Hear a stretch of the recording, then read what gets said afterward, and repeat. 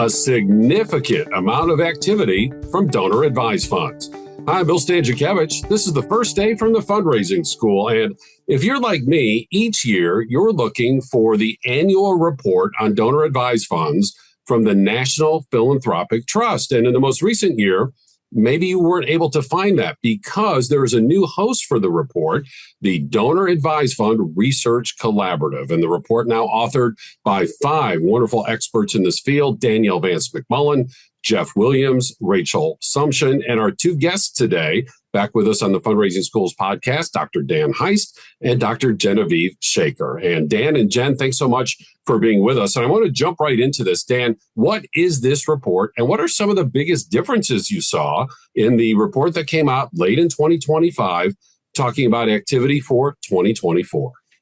Yeah, as you mentioned, Bill, this is a continuation of the National Philanthropic Trust annual report on donor advised funds. It basically collects all the data that we have on donor advised funds using IRS records, and we show kind of the full scope of donor advised funds over the last 5 years and their growth in money coming in, money going out, assets, number of accounts. And so this really is kind of a comprehensive report on donor advised funds. What we tried to do with this report this year, as we kind of independently produce this report, again, we're grateful to National Philanthropic Trust for their amazing work they've done for the last 2 decades, really. But what we've tried to do is get a little bit more specific in some of the categories of donor advised fund sponsors. For example, we'll talk in just a little bit about donation processors, which is kind of a newer group of organizations that are opening DAFs. We took those single issue charities and we broke out religiously affiliated organizations and healthcare, higher ed and healthcare organizations. So we're doing a little bit more granular look at some of the different groups. And then lastly, I think the big thing that we think is really important is we follow open science principles. We publish our data completely online, so publicly available. Anyone can download the data sets that we use to produce the reports. We've already gotten some great feedback from people on those lists. So we're making this a really conversation between the public and this report. And so we're excited to move forward with it. And we're excited we're grateful to NPT for this report, and we're excited to move forward. Yeah, the NPT did a wonderful job, and this is next level. This is 2.0. I just really want to congratulate the 2 of you and your colleagues for this easily accessible data on a white-hot topic in our field. And I'll ask both of you first, Dan, then Jen. Dan, what are some of the biggest differences you're seeing in this year's report? And Jen, for you as a pracademic, what are some of the findings that stood out for you? Yeah, so again, Bill, one of the things that we saw as we broke down the data a little bit more is this new group of donor advised fund sponsors called donation processors. These are organizations that offer DAFs to a really wide range of people. If you want to think like workplace giving organizations such as Genevieve, online giving platforms like PayPal, they're using donor advised funds for people to make kind of small donations, small transactions to organizations, but they're offering it to millions and millions of people. So we see the growth in the number of accounts going up, more than doubling over the last 5 years. And now we have 3.6 million DAF accounts, but a huge chunk of those are these donation processors where people are making relatively smaller donations. So that's one big change that we're seeing. We're also seeing that contributions into DAFs have rebounded. They dropped a little bit in 2023 with market conditions, and so people weren't really sure our donor advised fund is going to keep growing the way they have. And the evidence from 2024 is absolutely people are putting their money back into DAFs, or with the stock market growing, they're continuing to use DAFs, and so the vehicle continues to grow. Jen, how about for you? What findings really stand out from this report? Hi, Bill. Nice to be here. Some of the things that stood out, and I'm just so grateful to have been a part of this project, and always learning more about DAFs myself. But some things that have stood out to me was how contributions have rebounded in fiscal year 2024. So we had seen a drop the prior year, and But in 2024, they went back up. And so, we think that relates to the stock market recovery that we saw at the end of fiscal year or calendar year 2023. But I want to tell everyone it's a little confusing because the report runs on a fiscal year and fiscal years are different for different organizations. So just putting that out there. But so the stock market rebounded after it had gone down at the end of 2022. So we think that's important. And we've seen that donors consistently more when it's a strong financial year. That's not a surprise, right? We see that across all kinds of giving with people who are giving from assets. So that's no surprise. And we think that affected the data. So we saw that boost in 2024. That was important. And, we did a little comparison to Giving USA, and that suggested to us that contributions to DAFs accounted for about 15% of all charitable giving. And when you just look at individuals giving in Giving USA, it was about 22%. And so we're seeing, how prominent DAFs are in the overall landscape. And thanks to, increasing amounts of data and information that are available to us today, we can understand what's happening better than ever. And so I guess I will complement that by saying that grant making was also at an all-time high. So DAFs were at an all-time high, but so too was grant making. And so people who held the DAFs recommended something like $65 billion in grants out of their DAFs to qualified recipient organizations. And so that was also an increase of almost 20% from the prior year in terms of grant making. So people were putting more into their DAFs, but they were also paying out more. And so that's something we've often seen go hand in hand when it comes to DAFs. People put in more, they give out more. And so those are a couple of things that stood out to me. I appreciate Jen's reference to Giving USA. And again, if you look at the report for year 2024, is nearly $600 billion donated in the United States, according to that report.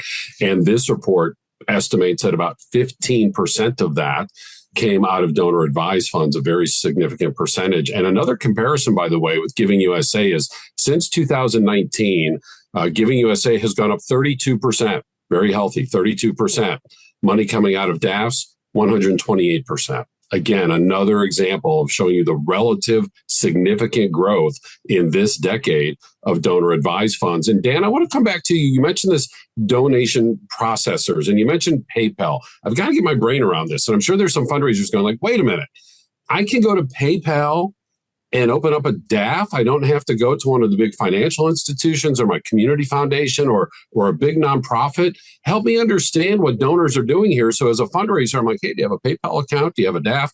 Help us understand what this means. Yeah, so what's happening is donors will go to give to their favorite charity, and it might say, pay with PayPal, right? And so they'll log in, they'll sign up, and they'll create an account at PayPal for their charitable giving. What PayPal is doing is they're actually using the DAF product on the back end to facilitate that account, right? So they might not market it as a donor advised fund, right? But it's really a giving account that's being set up through PayPal, and then they're using that whenever they give to charity.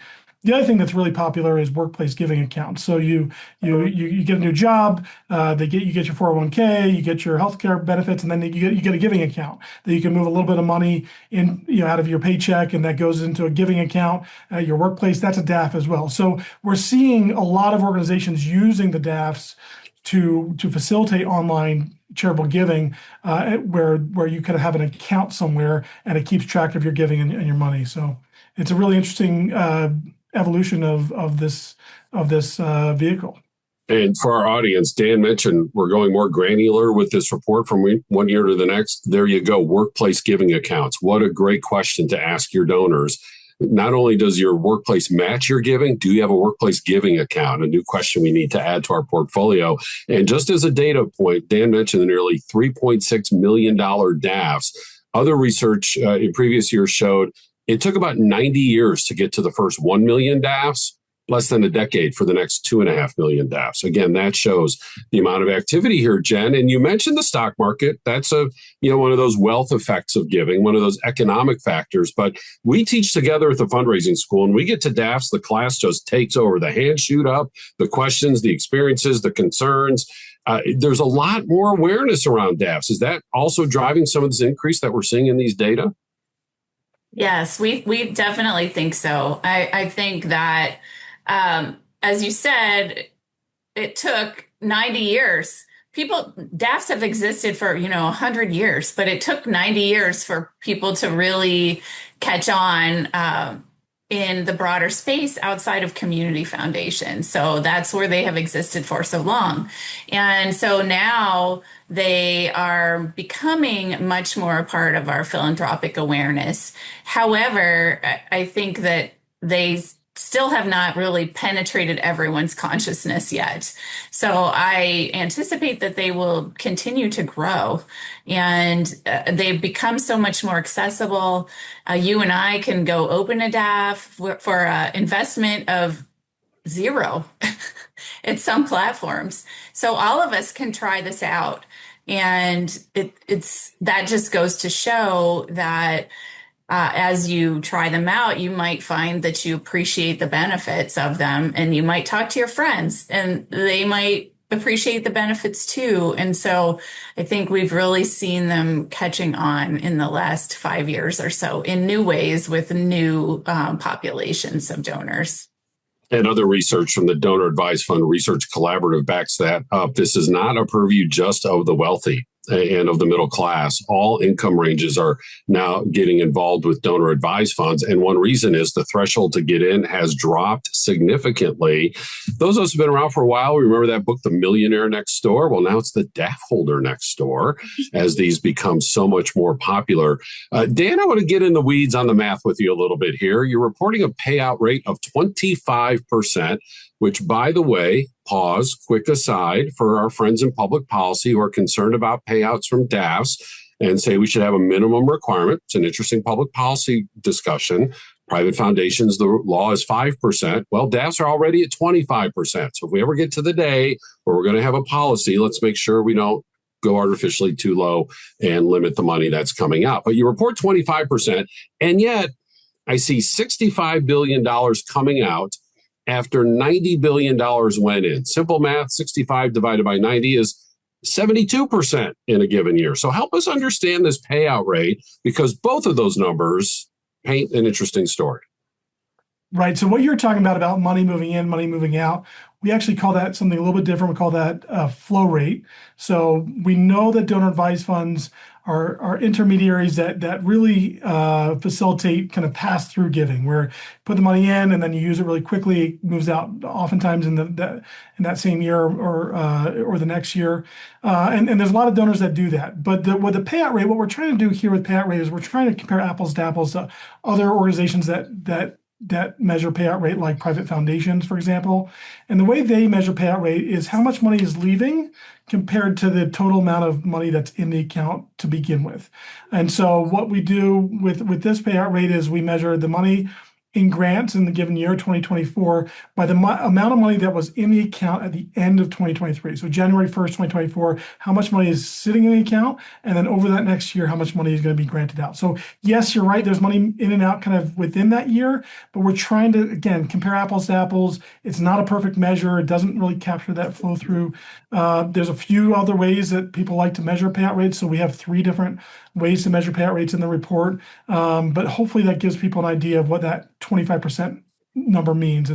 It's a percentage of the money that's sitting in the account when the year begins that's given out that year. Yeah. So the payout rate, 25%, the amount of dollars out divided by the number of dollars being held, the flow rate, the amount of dollars out compared to how many dollars went in that particular year. And both are significant.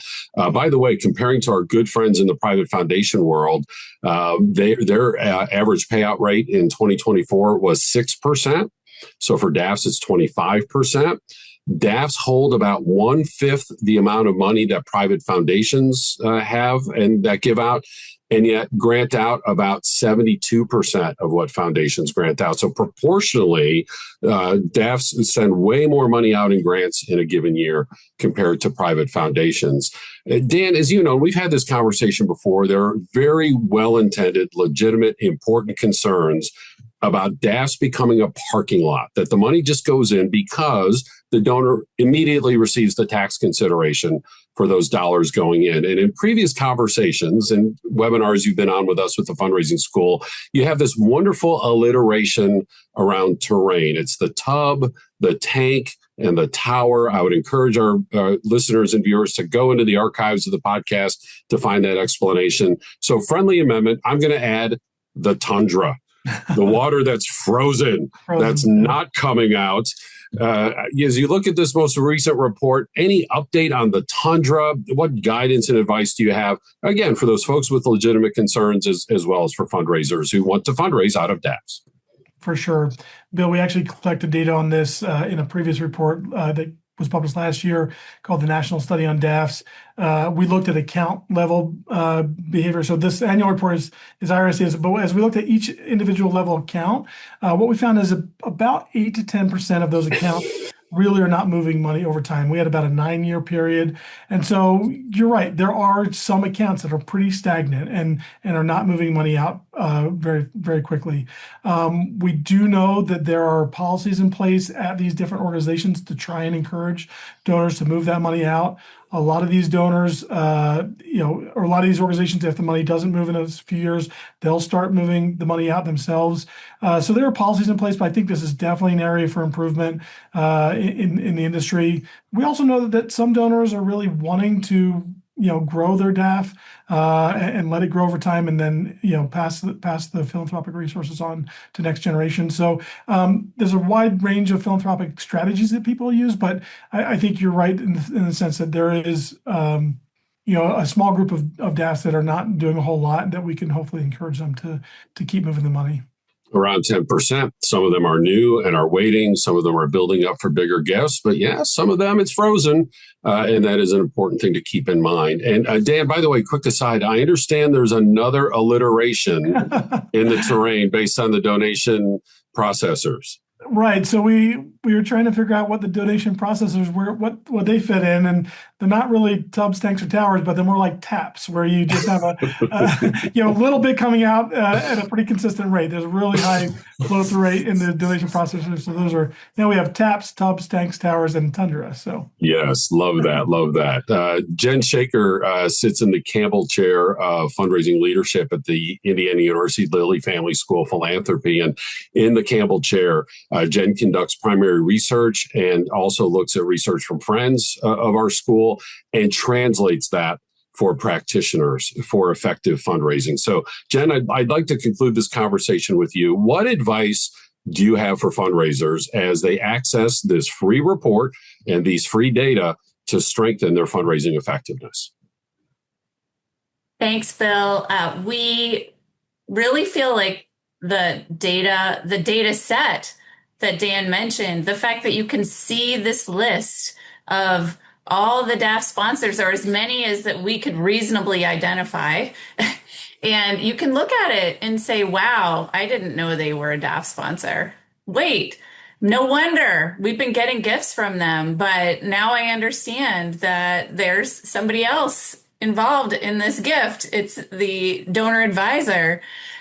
So we think the data set itself has value for those of us in the fundraising space, either thinking about who might be on our list that we didn't know, or maybe who's in our community, or who is a single issue sponsor that might have a focus on our cause area. So we think the list is helpful. We think just knowing what the big picture is important. How can that help us to put our own efforts in perspective? Could we do a little benchmarking? What do our numbers look like? What in terms of our organization? And maybe we need to invest a little more in DAFs and our fundraising around DAFs, or maybe we're doing great and we're ahead. of where other like organizations are. And that's helpful to know too. Maybe we're doing things that are working. Maybe we should do more of those things.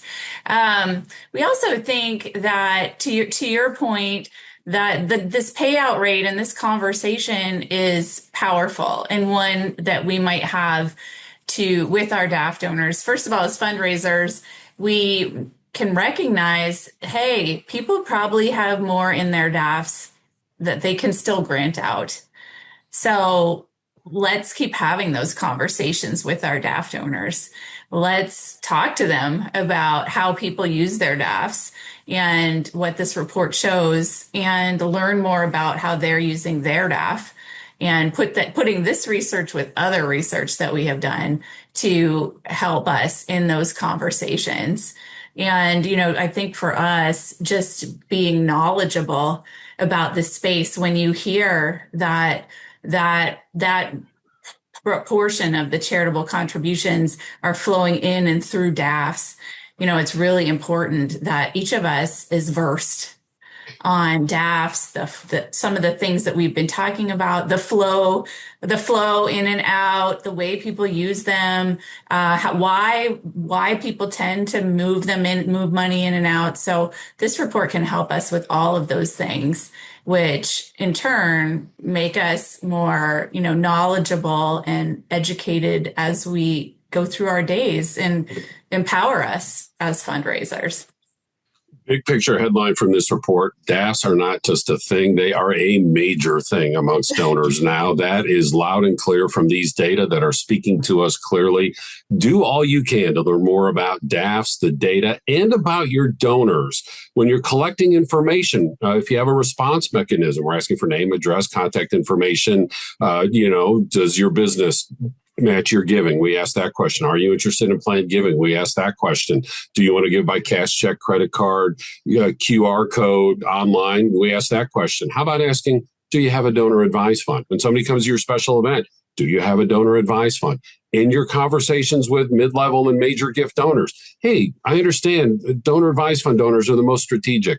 You strike me as somebody who's strategic. Do you have a donor advised fund? Just kind of work it into your conversations with your donors when you determine that the time is right, because again, this is a very significant way that people are donating here in the United States. And of course, we talk about DAFs in our public courses, more than 24 offered in person in more than 10 U.S. cities. And of course, online, anywhere in the U.S. and across the world. We can also incorporate DAFs into our custom training for your nonprofit, your association, your region, wherever you might live. We have our quarterly webinars, and we have these weekly podcasts. And stay tuned. There's a new course coming out on fundraising from donor advised funds. It's in the workshop right now. Keep posted through the fundraising school, and we'll let you know when that's available. And of course, there's our textbook, Achieving Excellence in Fundraising, the book's 5th edition. Where do you find all of this? At go.iu.edu/TFRS